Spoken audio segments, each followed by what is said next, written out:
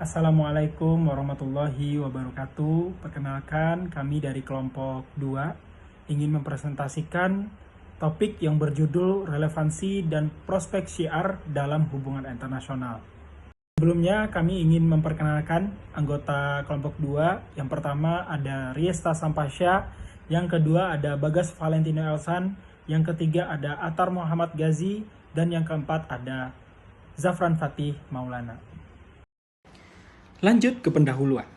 Hubungan internasional dalam Islam berlandaskan pada syariah yang bersumber dari Al-Quran dan Sunnah Nabi Muhammad SAW.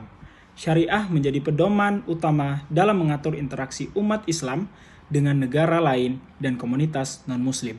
Dari syariah berkembang fikih atau jurisprudensi Islam yang memberikan panduan lebih rinci terkait berbagai persoalan yang muncul dalam hubungan luar negeri. Dalam kajian hukum internasional atau hukum Islam, terdapat dua pendekatan utama mengenai hubungan internasional, yaitu pendekatan tradisionalis dan pasifis atau non-tradisionalis. Pendekatan tradisionalis berakar pada realitas politik masa ekspansi Islam dan menekankan bahwa hubungan luar negeri bergantung pada sikap negara non-Muslim terhadap Islam. Jika terdapat permusuhan, maka jihad atau perang dibenarkan dalam kondisi tertentu sesuai dengan syariah. Sementara itu, pendekatan pasifis menekankan bahwa prinsip dasar hubungan internasional dalam Islam adalah perdamaian, kerjasama, dan toleransi. Pendekatan ini merujuk pada ayat Al-Quran, tidak ada paksaan dalam beragama, Al-Baqarah 256, yang menolak kekerasan dalam penyebaran agama. Namun, perbedaan metode tafsir Al-Quran antara kedua pendekatan ini menciptakan dilema dalam jurisprudensi Islam. Selanjutnya, saya akan membahas tradisionalisme dan teori perang dalam Islam. Pendekatan tradisionalis dalam hubungan internasional Islam berakar pada sejarah ekspansi Islam atau Futuhat Islamiyah, di mana negara Islam menghadapi tantangan geopolitik dari kekuatan besar seperti Kekaisaran Romawi dan Persia. Teori tradisionalis berlandaskan pada dua tujuan utama, yaitu melindungi komunitas Muslim dari ancaman luar dan menyebarkan ajaran Islam melalui dakwah atau kekuatan militer jika diperlukan. Pendekatan ini didasarkan pada dua konsep utama, yaitu pembagian dunia dan jihad sebagai kewajiban agama. Pertama, pembagian dunia dibagi menjadi Dar al-Islam atau wilayah Islam, di mana hukum Islam ditegakkan dan umat Muslim hidup dengan aman, serta Dar al-Harb atau wilayah perang yang diperintah oleh non-Muslim dan dianggap sebagai ancaman potensial bagi Islam. Namun, menurut Abu Hanifah, suatu wilayah dapat dikategorikan sebagai Dar al-Islam jika umat Muslim dapat beribadah dengan aman dan wilayah tersebut berbatasan dengan negara Muslim lainnya. Kedua, jihad sebagai kewajiban agama. Jihad dalam konteks hubungan internasional mencakup perang fisik atau menegakkan hukum Islam dan melawan ketidakadilan yang dilakukan oleh negara non-Muslim. Ayat-ayat seperti Al-Baqarah ayat 193 dan At-Taubah ayat 5 sering dijadikan landasan oleh kelompok tradisionalis. Jihad terdiri dari 4 tahap perkembangan. Yang pertama ada periode Makkah, di mana umat Islam dianjurkan bersabar menghadapi penindasan. Yang kedua ada periode Madinah, di mana umat Islam mulai diizinkan membela diri. Yang ketiga ada periode ekspansi Islam, di mana jihad digunakan untuk memperluas pengaruh Islam. Yang keempat ada periode stabilitas, yang berfokus pada menjaga wilayah Islam dan melawan ancaman eksternal. Meskipun pendekatan tradisional ini berakar pada sejarah Islam, banyak ulama yang berpendapat bahwa pendekatan ini kurang relevan di era modern yang lebih mengutamakan diplomasi, hukum internasional, dan perdamaian global. Oleh karena itu, diperlukan pemahaman yang lebih inklusif dan kontekstual dalam hubungan internasional Islam saat ini. Selanjutnya, di sini saya akan membahas materi mengenai pendekatan hubungan internasional dalam Islam.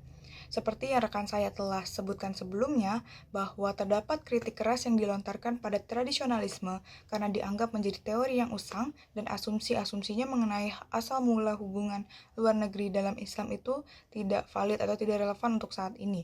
Oleh karena itu, diperlukan metode analisis baru yang lebih fleksibel untuk studi hubungan internasional dalam Islam yang mempertimbangkan dua hal, yaitu kritik yang ditunjukkan kepada tradisionalisme dan realitas hubungan internasional kontemporer.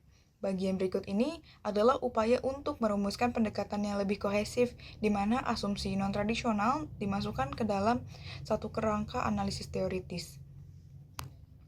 Terdapat 5 bahasan tentang kritik dari tradisionalisme ini. Yang pertama adalah satu dunia. Dalam sejarah Islam, beberapa ulama seperti dari mazhab Hanafi yang mengadopsi konsep dua dunia seperti yang rekan saya sebelumnya, yaitu ada Dar al-Islam dan Dar al-Harb, bahwa hal ini terjadi atas respon terhadap konflik dari pihak asing di masa lalu. Namun, ulama lain seperti Al-Syafi'i menolak pandangan ini dan menegaskan bahwa dunia adalah satu kesatuan. Pembagian tersebut bukan karena ketetapan ilahi, melainkan hanya konteks sejarah yang tidak harus diterapkan dalam dunia modern. Dalam pandangan modern ini, hampir semua negara muslim memiliki hubungan diplomatik dengan negara-negara non-muslim. Islam juga mengenal konsep dar'at atau Board of Covenant, yaitu hubungan damai dengan negara-negara non-muslim yang memiliki perjanjian atau hubungan diplomatik dengan dunia Islam. Oleh karena itu, pendekatan hubungan internasional Islam saat ini seharusnya lebih berfokus pada perdamaian dan kerjasama, bukan konfrontasi sesuai dengan hukum internasional yang ada pada dunia modern saat ini. Selanjutnya ada perdamaian sebagai prinsip utama. Jadi Islam menempatkan perdamaian sebagai prinsip utama dalam hubungan internasional. Di sini Al-Quran menegaskan bahwa tidak ada paksaan dalam agama pada Quran surat Al-Baqarah ayat 256 dan mendorong umat Islam untuk hidup berdampingan dengan komunitas lain secara damai. Pandangan yang menjadikan perang sebagai prinsip dasar hubungan muslim dengan non-muslim bertentangan dengan ajaran Islam yang lebih luas. Jika kaum muslim dapat menjalankan agamanya dengan bebas, tanpa ancaman terhadap nyawa dan juga harta, maka tidak ada alasan untuk berperang. Selain itu, Al-Quran mengutuk agresi dan memerintahkan umat Islam untuk tidak memerangi pihak yang tidak memerangi mereka. Jika pihak lain menawarkan perdamaian, maka umat Islam diperintahkan untuk menerimanya, sebagaimana disebutkan dalam Quran surat An-Nisa ayat 90.